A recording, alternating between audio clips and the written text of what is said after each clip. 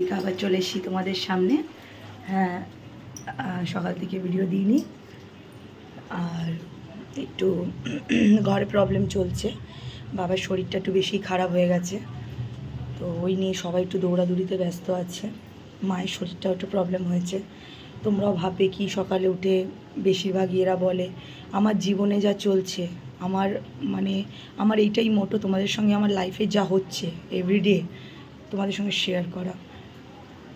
তাই জন্য যদি সুখের কথাটাও বলতে পারি, তা দুঃখের কথাটাও তোমাদের সঙ্গে শেয়ার করা এটা আমার কর্তব্য, কেন তোমরা আমার ফ্যামিলি। আর সবার প্রথম এখন দেখতে পাচ্ছ আমি কিচেনে রয়েছি। হ্যাঁ, কিচেনে আজকে নিয়ে এসেছিলাম সকালবেলা, মায়ের শরীরটা ভালো না, তাই আমরা ডাল ভাত আর মাছ ভাজা আর আলু ভাতে করে দিতে। তো যেহেতু মা নেই, এখন একটু বাড়ির সাথে বেরিয়েছে, দরকারে গেছে একটুখানি কাজে, তো ভাবলাম মাছটা ভাজা করব। মাছটা একটু বেশি বড় বড় মোটা মোটা কাটিয়ে নিয়েছি, ওই জন্য কী করলাম, মাছের গ্রেভি করে দিলাম। এই দেখতে পাচ্ছ, একদম অল্প মশলা দিয়ে মাছের গ্রেভি করে দিলাম। ডাল হয়েছে, ভাত হয়েছে, সকালে টিফিনে একটুখানি হালকা ফুলকা খিচুড়ি মতো হয়েছিল, কুমড়ো চেচকি হয়েছিল, পটল আলুর তরকারি হয়েছে রাত্রের জন্য। এই হচ্ছে আজকে আমাদের মেনু।